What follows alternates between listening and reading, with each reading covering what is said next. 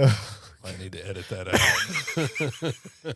It stays in. Welcome to the Recovery Lab podcast. We're glad you were able to join us. Recovery Lab hopes to destigmatize addiction and normalize recovery. Our platform provides an avenue to share the many stories of those that have recovered from addiction, providing for the listener the most basic antidote to addiction. Hope.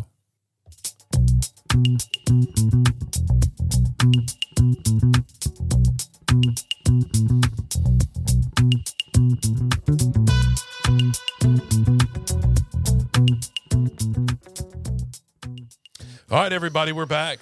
This is episode number 85 of the Recovery Lab podcast series. 85. How about I'm that? Drew Hassan. I'm Daniel Anderson. We are the Recovery Lab, and I think Daniel has a special message to a special listener. I do. So today happens to be, this individual is to say she's a pillar of the community would be a gross understatement. This individual does more for people in recovery than, I don't think anybody else works as hard as she does to ensure that those that need help get it, and those that are in it stay in it. She's just a fantastic, magical woman. Happy birthday to Ruth Ann Rigby from the Recovery Lab, from Drew Hassan and Daniel Anderson. Happy birthday. We wish you a very, very happy birthday. All right, back to you, Drew. What are we talking about today?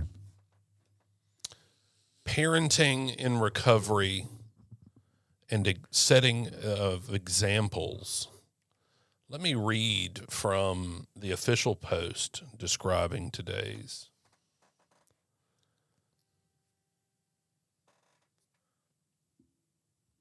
Parenting in recovery. We're going to address the unique challenges of parenting while maintaining sobriety, including building a healthy family environment, being a positive role model.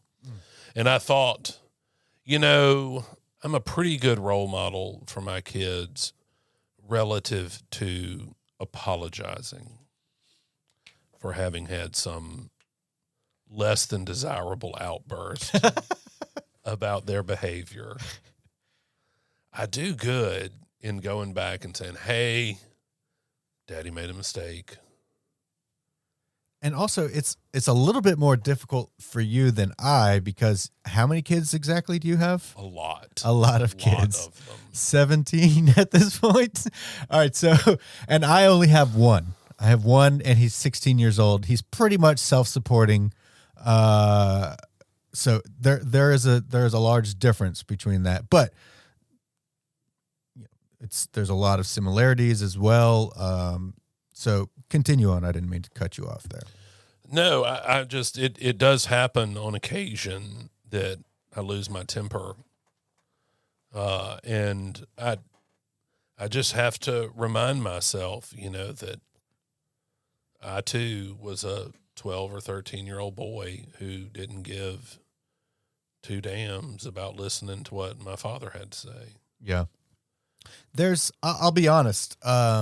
When we were talking about this topic, there was a part of me that was kind of, what's the word I'm looking for? Not excited, because there is a large chunk of time, going back to when my son was a very small newborn, and to where he is today, specifically up until a little over 3 years ago when I got sober. I don't think that I was a good father. I don't think that I was a loving father. I was very, very, very selfish, to the point where, like, when Riley was crying when he was a baby, I remember getting angry. Like, why is this child being so loud? Like, I don't think that I was a good father. Like, I hear all the time, oh, a child was just the most wonderful gift. And I guess because I was, 20 years old and a child myself, and really scared about the fact that there was this thing that relies on me now. I just don't think that I was a good father. So for me to be up here on this stage talking about how how I've been a wonderful father and a great parent and been there and done everything right. It just feels completely inauthentic. Like I just, the important part, I think, though, is not so much that we're here talking about how our, look at my kids and how they're better than your kids. Yeah. And it's more, hey, there are a lot of people in recovery that have stressed relationships with their kids, either by being absent or being temperamental during addiction. I mean, I think the point is that we're here and we give a damn today and we're present today, and we're going to share the things that we do that evidence that. And maybe not so much outcome determinative, but hey, look, this is what we're doing and this is what we're trying, and hopefully it works out well. Yeah, and I would also like to give a little bit of hope to those that are in active addiction right now, sober curious. Their relationships with their kids are strained, to be polite, and I want to be real with you guys. Like I sucked, I really, really did, but also I wanted to be different. I wanted to be better. I was willing to. The drive and desire was there. Yeah, I was willing to put the work in. Just didn't have the skills yet. Right. I was willing to put the work in. So if I can be kind of, I wouldn't say I was a deadbeat bad dad, but I wasn't, I wasn't like always there for myself. Well, like there is hope. There is hope. If you don't feel like you're a good father, just keep going. Continue to work on yourself, and I think those relationships will improve. And I think that what you're saying, like I can recognize a part of my own history when it comes to being a father. Like there were periods where I may not have been like an active addiction, but I was certainly behaving poorly and had, was ill-equipped to deal with life stressors, work stress, and the stress of being an adult when I didn't really have great life skills yet. Yeah. And I got a baby, and I thought, well, I want this thing to shut up. Yeah, and I was talking to my therapist about it at the time, and she said, look, why don't you get some earplugs and try that? I did that. And look, earplugs, they saved me. Those little simple styrofoam, it's not styrofoam, the foam thing, you roll up and stick in your ear. I wear them every night. And it took like 10 to 15 decibels off the crying, and I thought, just enough off the top. I can handle this. This is giving me, so I can relate to feelings of guilt, and I wasn't a great parent, but I wasn't the worst either. Yeah, and I did stick it out, and I do show up today and have a pretty good run of being a present, loving, doting, supporting father whose children get on his damn nerves sometimes. Yeah. And there, I don't want to paint this picture that like I was in active addiction the whole time that Riley was growing up. Like there were periods of time when I was sober and still a dick. It's the typical way that we look at things where we only focus on the bad.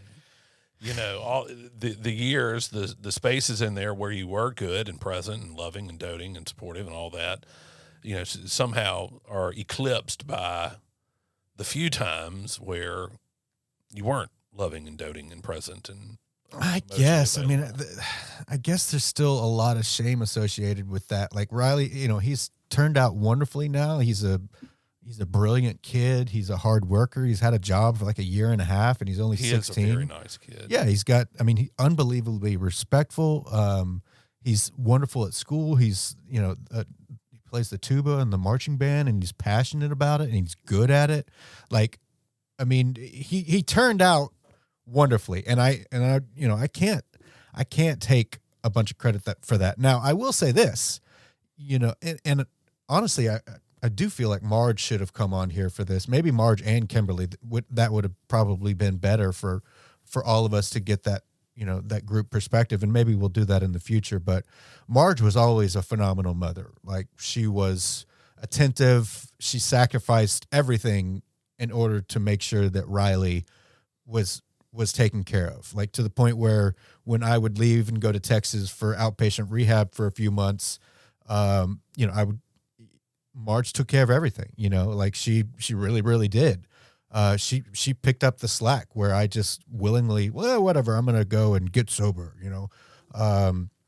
So without Marge, I think that Riley would probably be in a much worse situation than he is.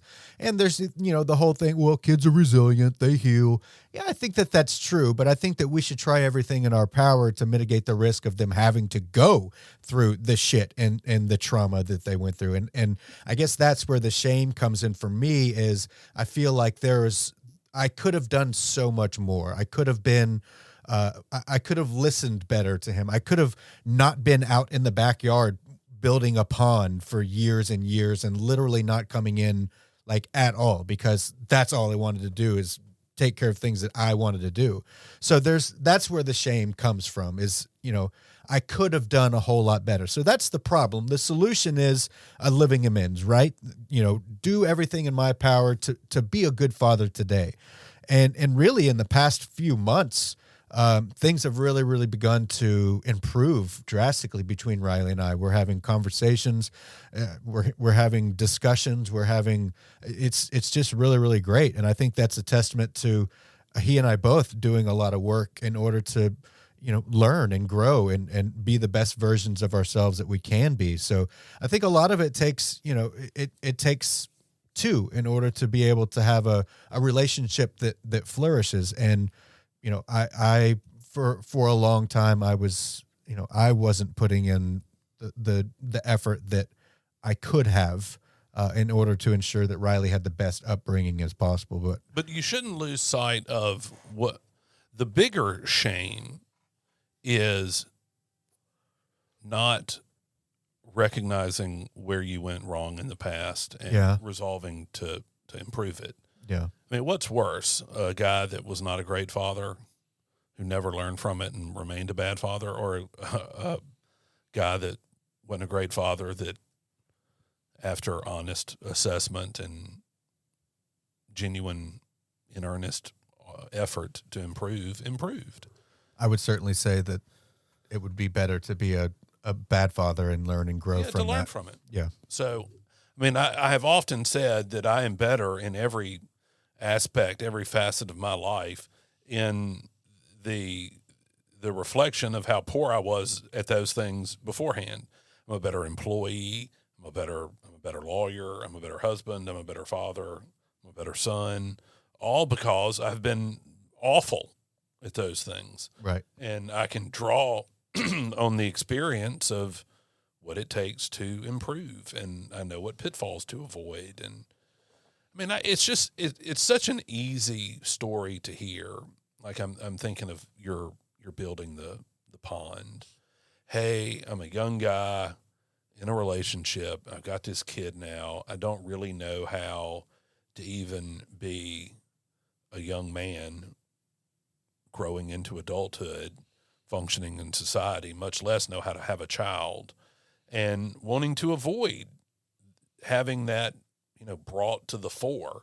Hey, it's easier for me to contrive this thing that I want and in this task. Hey, it's going to make everybody's life better if we have this awesome koi pond. When really it's just a way to avoid. Oh, it's a complete distraction from life. And I can see how I did the exact same things in my own life. So I guess the takeaway for all of the parents listening is, don't give up. Just stick with it. Right. And isn't that applicable to everything in recovery? Like, don't give up. Just stick with it.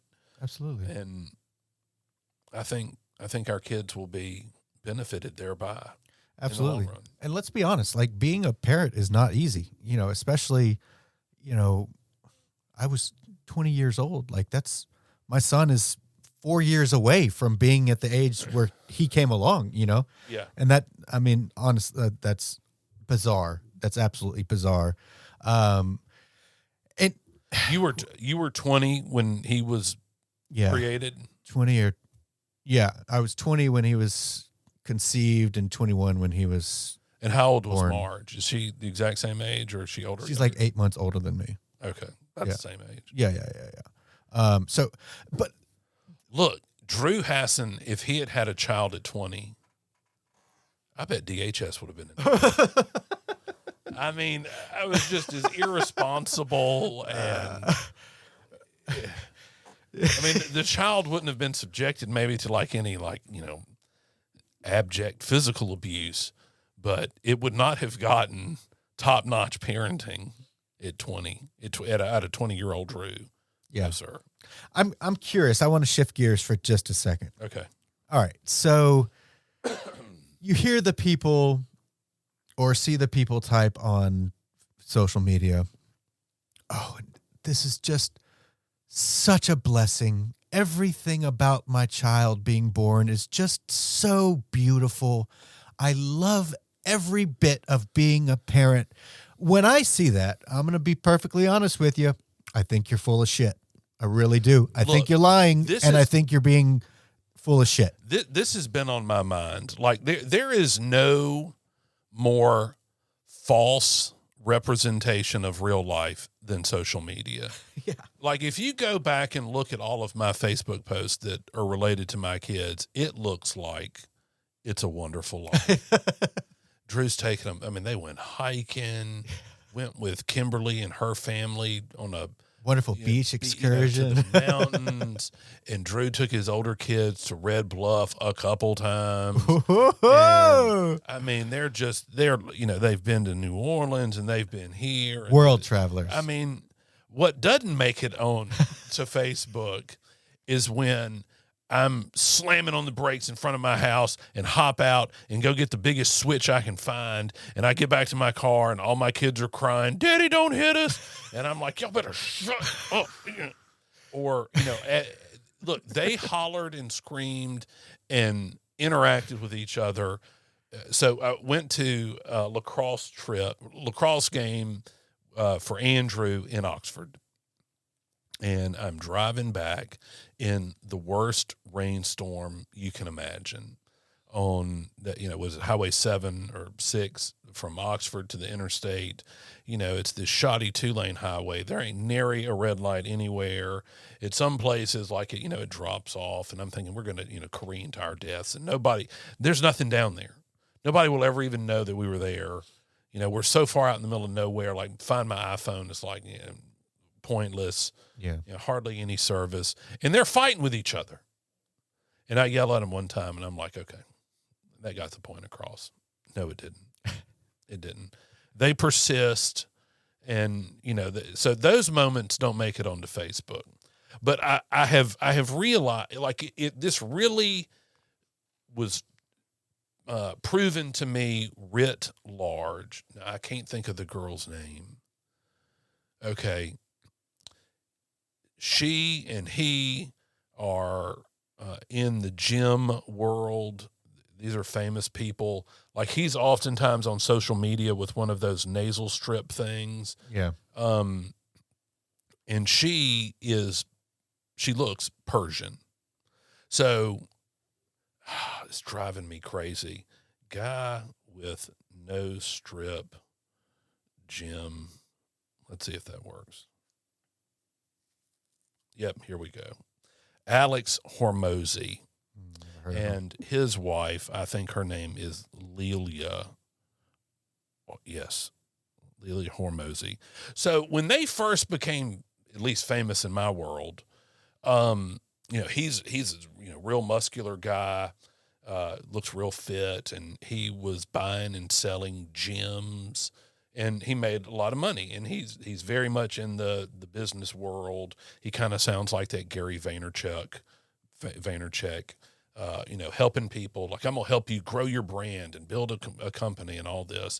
And so he meets her on a dating app, and, love blossoms. And when I first saw her, like she was obviously Persian. She had that look to her. It's kind of Middle Eastern, but it's kind of not.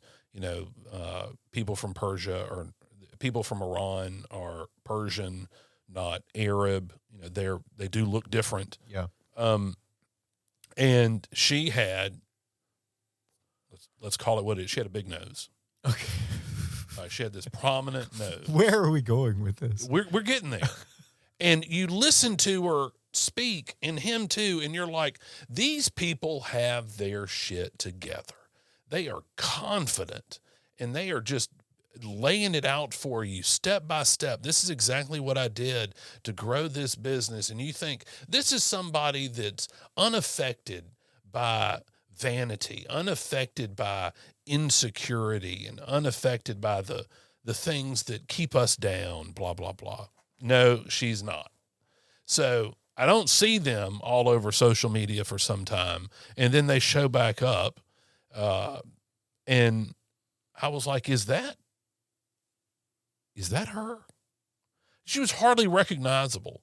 Like, the only way that I could really convince myself that was her was she has a peculiarly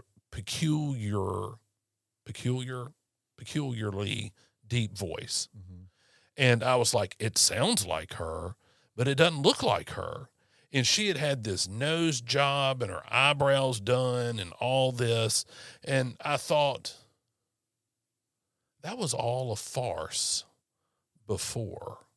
Like, this feigned confidence, this contrived certainty. And I thought, she's just a vain woman like every other woman that's on social media. And it really rung home to me just how fake the curated 30 to 60 second clips of someone on Facebook that you, or Instagram or whatever that you might see. Like, nothing is less real than what you see on social media. Mm-hmm. It is hyper curated, specifically developed to appeal to you. And it is the worst indicator of how your it's the worst indicator or metric or measuring stick for how you are accomplishing your life and how you're getting through life. So social media is a farce. Yeah. I say that as this is broadcast on social media. But Alex Hormozy and his big nose having wife, Jesus, previously big nose having wife, are they're not saying, hey, I was in my feelings because my nose is big, or no, is slightly larger than whatever. And I thought she was perfectly attractive. I mean, before. Now I think she looks ridiculous. And I think that, I was reminded of The Weeknd's video where he has the, over exaggerated cheek implants and, is made to look Instagram pretty. It's a, it's satire. Yeah. I was reminded of that. And I thought, it also made me think it must be real hard to be a girl these days. I sure hope Abigail doesn't get on social media for a long damn time. Ain't nothing good about comparing your booty to some other girl's booty on Instagram. Yeah. What I think is predictable and far too common is when I don't even know if I should say this.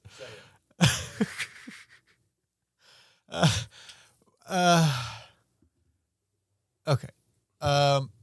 When it can't be worse than what I said at the very beginning, and hopefully nobody hears that. Okay, so when there's a couple that goes through a divorce and there are kids involved, right? Okay. Yes, I'm familiar.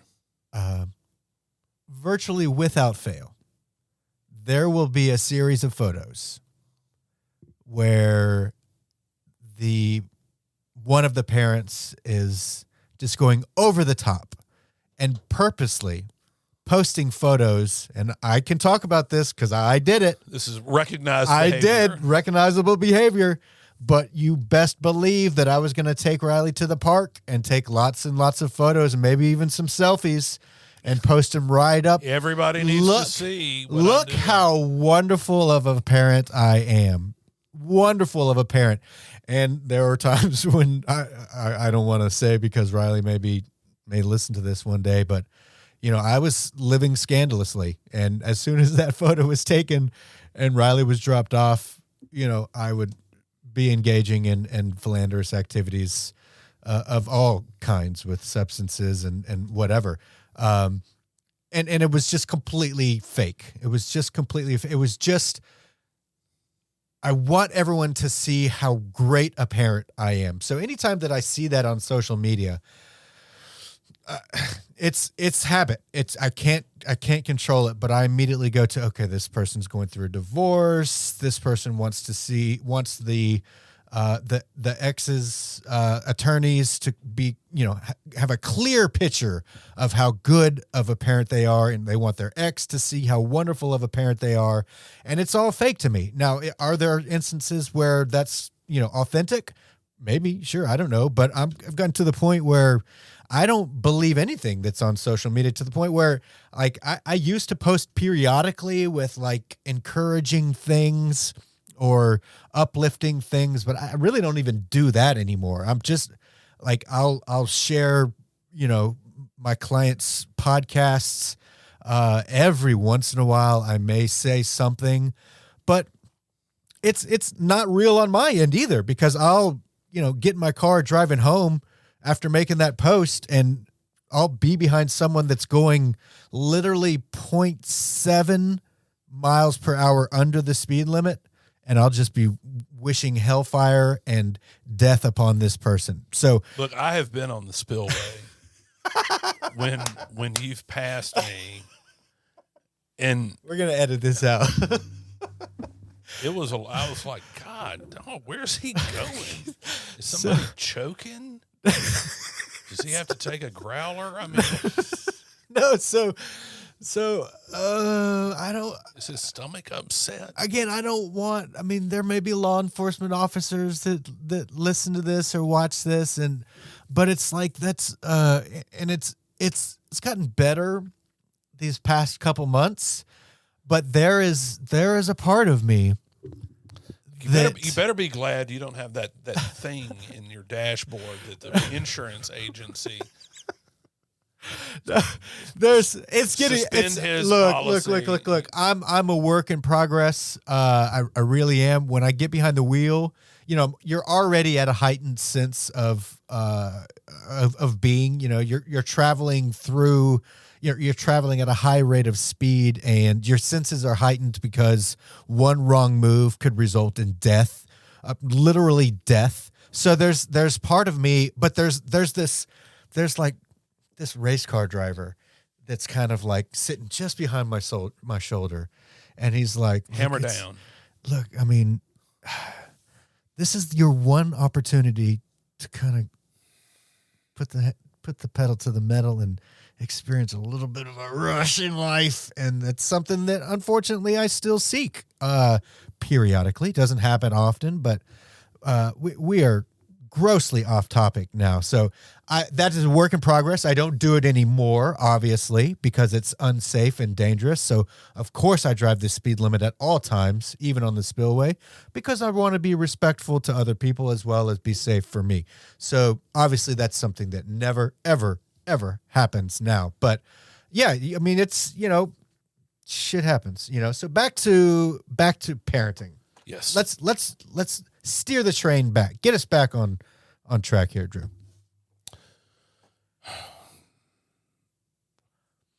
So I'll tell you, in an effort to be transparent, well, I'll tell you what Kimberly and I currently struggle with Thomas. Okay. And that's, Kimberly is too permissive, and I am too critical.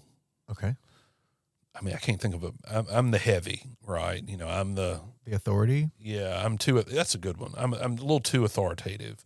So we're having growing pains trying to strike the best balance there. Sure. And that's to be expected. I mean, you're two completely different people with different parenting styles, and that's what being in a partnership is. It's about compromise and learning what works best. She is Thomas's comfort for sure, And I'm thinking, I'm going to tear that little ass up. I'm going to get that wooden spoon. I'm going to get him. And no, this isn't going to hurt me more than it hurts you. It's going to hurt you. It's going to be unpleasant. And I'm actually going to enjoy it because you deserve it. We're going to get so many people not be followers anymore, unfollow us, and have this. Hey, but you know what? We're being honest. So, Yeah.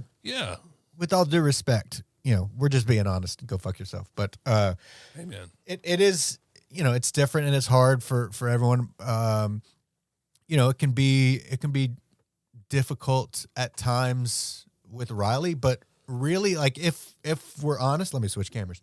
If we're honest, I mean, from when Riley was a little baby, like, with the exception of his first 6 months when he was like, I'm out of the womb, what the fuck do I do? And was screaming all the time. Like, other than that, I mean, he truly has been a phenomenal child, so I really haven't experienced, and maybe a lot of that is also he's an only child, so there was never this dynamic of two bickering children. There was, to a point, like, his best friend would come over all the time when they were younger, and inevitably they would get tired of each other, like, best friends, brothers do, and the friend would just leave. So yeah. there was never this, like, okay, these people have to stay in the same room or they have to stay in the same house. So we got to learn how to. No, it was just like, okay, go home. Look, it's interesting for me because I can experience and watch. So, I have 3 older kids that live full time with my ex-wife, and then I have Thomas that lives full time with me. Right. And so I have 3 kids that are not only children, and then I have one that kind of is. Right. And the 3 older ones fight like you had never seen. I mean, they are ugly to each other and vicious to each other. But one thing that is really very endearing about their relationship with each other, like, if I'm laying into one of them, the others come to their defense. And it's pretty sweet. Really, it is. Especially Abigail, who, wants to take, it's so funny because they will fight, and she fights like a boy, and she gets in there and she hits and kicks and screams and punches and all that, scratches. But then if I'm, like, lighting into her twin brother Atticus, she'll be like, well, Daddy, you shouldn't be so hard on him. He said he was sorry. And I was like, 3 minutes ago, you were advocating for him to be tarred and feathered, because he had the gall to move your charger, or your battery is less powered up than his is, that kind of thing. It's a struggle, man. I mean, being a parent it's not easy. There's no, you hear this all the time. Well, there's no instruction manual for being a parent. And, well, however corny that may sound, it's true, and it's, we're not even going to go there with that. But my sister, who is 8 years older than I am, just had a baby. So congratulations, Christy. Dang, so she's 48. Uh-huh. I hear you. Yeah, if my memory serves me. Even... And I just can't imagine. I can't imagine even being at this age and having a small child. I feel so incredibly lucky to have had Riley at such a young age. Although, if I had a child now, I would obviously be able to tap into all the experience that I had, all the mistakes and triumphs that I had being a parent for the last 16 years. Are you and Marge contemplating having another child? Absolutely not. Absolutely not. No. Look, if Kimberly got pregnant again. No.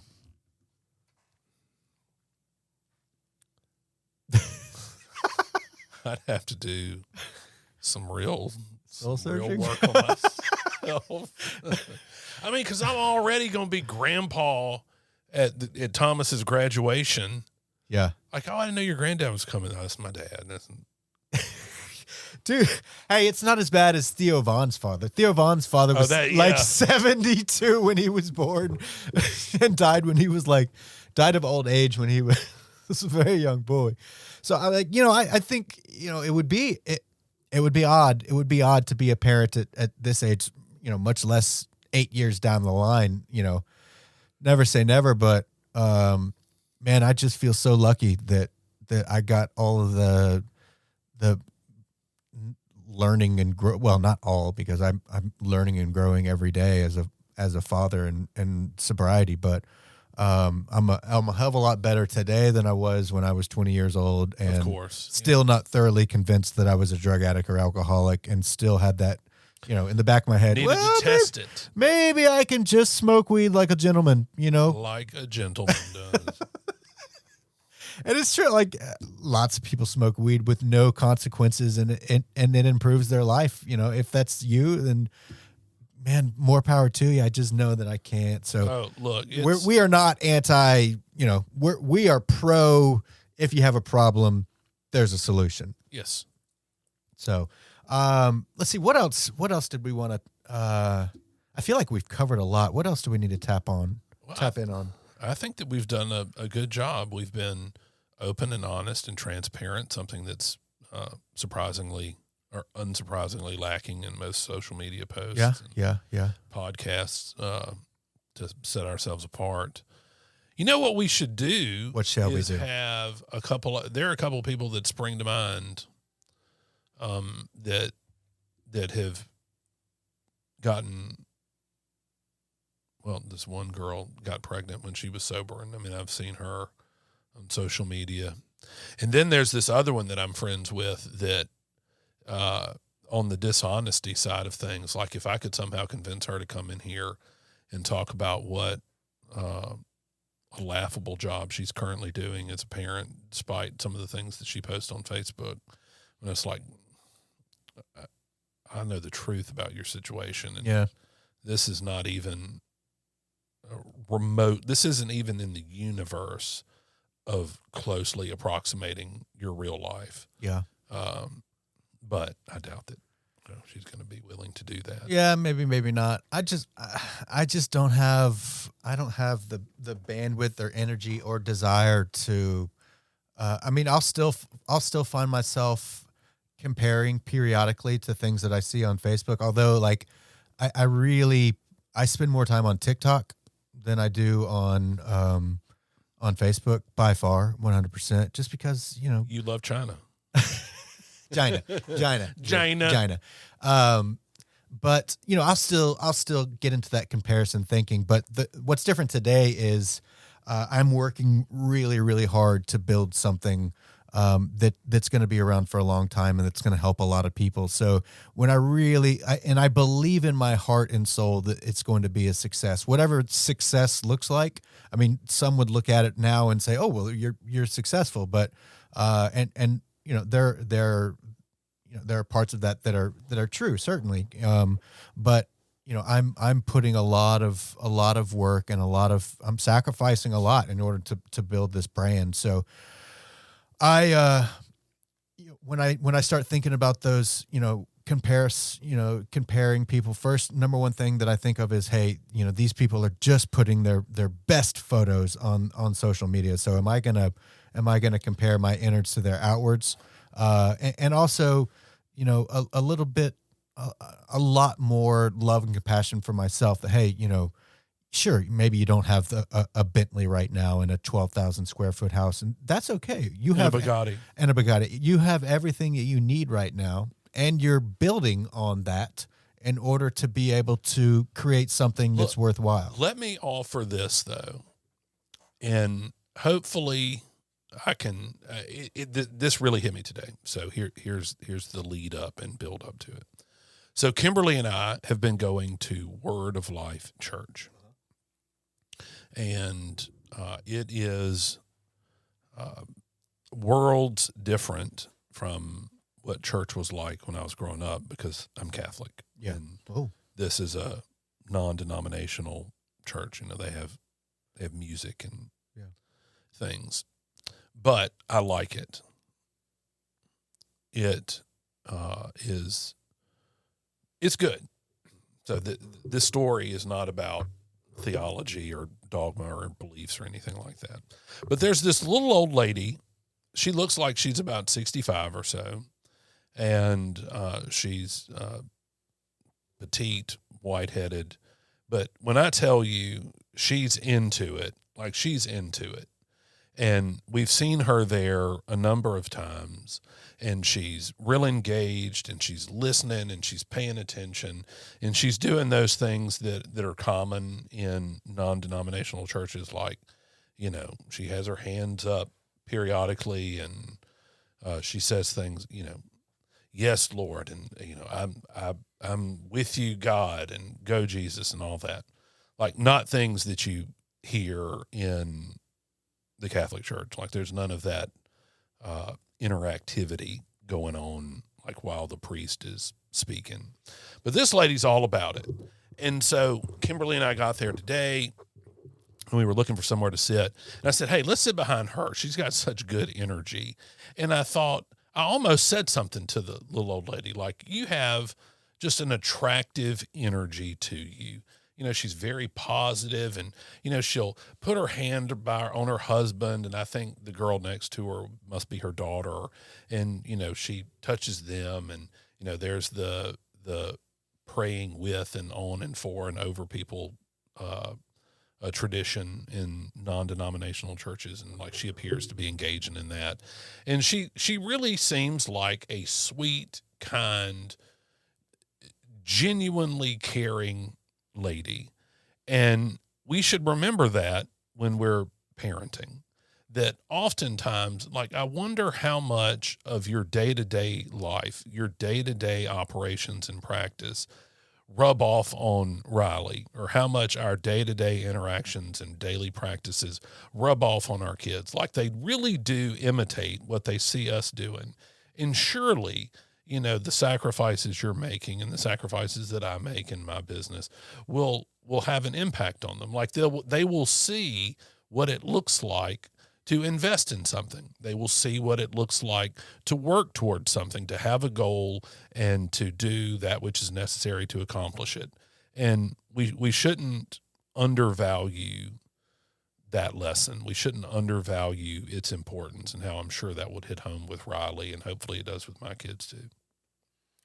So shout out to the little old lady. I don't even know your name, but your presence has made an impact on me. I mean, I think that's a wonderful place to end. Here we go. That was lovely. I love that.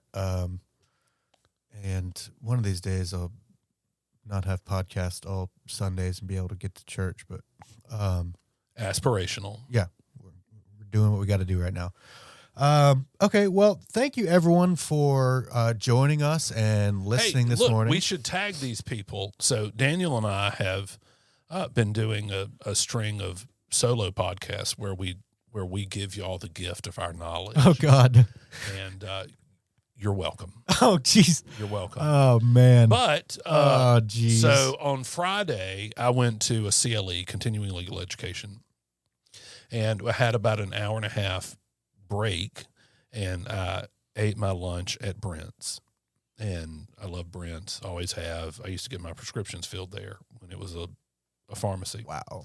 So I didn't meet, but I bumped into Mary Heward and Sarah Donald, who will both be on the podcast in the coming weeks. I haven't exactly hammered down when they're going to join us, but I thought maybe we could tag them, and that's how I used to do it. Yeah, of course. In early recovery lab advertising. Yeah, absolutely. So it's a coming. And if y'all are friends with them, then tune in. And when we have it hammered down, so they both work on Sunday till like 2. So maybe we would have to record theirs like a little later in the afternoon. We'll work it out. Maybe it might be a midweek or some other day thing. I don't know. We'll figure it out. Yeah, we're malleable here. Yep. And so this won't be immediate, because I know Mary is going on vacation for the next week or so, and I mean, we've got scheduling to balance. It'll all work out. And also, we can't leave without mentioning our guest next week. So, go ahead. All right. So, I don't remember if she was in middle school with me, but we were definitely in high school together. And she was just the most kind individual in high school, just a wonderful, wonderful person. And she has been doing some wonderful, wonderful things. She has a private therapy practice, and she's also the director of perinatal care at some medical company or something. She's doing really, really big stuff, and she's agreed to come on she lives in Dallas, and she's agreed to come on next Sunday. So awesome. That's sure to it's going to be a great episode. It's going to be wonderful to see, somebody from high school and on top of that, somebody from high school who's doing some really, really wonderful work. And she's going to talk about her experience with ladies that struggle with substance abuse disorder. Perfect. So we're excited about that. And so other than that, unless you got anything, nope. All right. Good. We will see you next week on the Recovery Lab podcast.